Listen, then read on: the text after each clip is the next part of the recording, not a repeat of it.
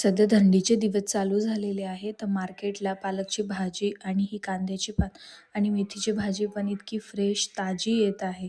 एकदम मस्त. मग मी याच घरी येताना ही कांद्याची पात आणि पालक घेऊन आलेली होती.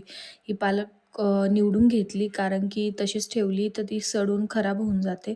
मग ती निवडून आणि असं प्लास्टिकच्या पिशवीमध्ये मी ठेवून दिलेली होती. म्हटलं जेव्हा बनवायची असेल तेव्हा आपण कट करून घेऊ, कारण ती खूप ताजी आणि फ्रेश होती मस्त. ते झाल्यानंतर ना कांद्याची पात पण मी साईडला निवडून ठेवत होते, कारण की तशीच म्हटलं फ्रीजमध्ये ठेवली तर नंतर खूप कंटाळा येऊन जातो आणि निवडायची पण राहून जाते. मग सोबत मी कांद्याची पात अशी निवडून घेतली होती आणि त्याचे जे कांदे होते ना ते जाडे ते कांदे मी तसेच ठेवलेले होते आणि ते भाजीत यूज करणार होती, किंवा मग जेवण करताना तोंडी लावायला पण छान लागतं.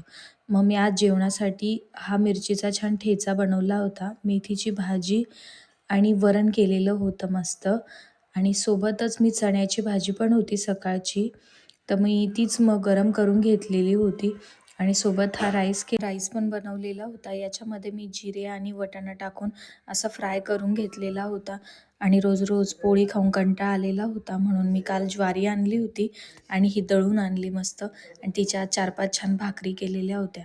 गरम गरम भाकर झाल्यावर मस्तपैकी जेवण वाढून घेतलं आणि छानपैकी जेवण करून घेतलं. आणि पिल्लूचं काल परवापासून चाललेलं होतं की शेकोटी करायची. त्यामुळे मग म्हटलं की चला आज आहे ना आपण शेकोटीच करूया. तर मग मस्तपैकी आम्ही थोडेफार इकडून तिकडून लाकडं जमा केले आणि ही अशी छानपैकी शेकोटी केलेली होती. नंतर छानपैकी शेकोटी एन्जॉय केली. व्हिडिओ आवडला असेल तर नक्की फॉलो करा. बाय.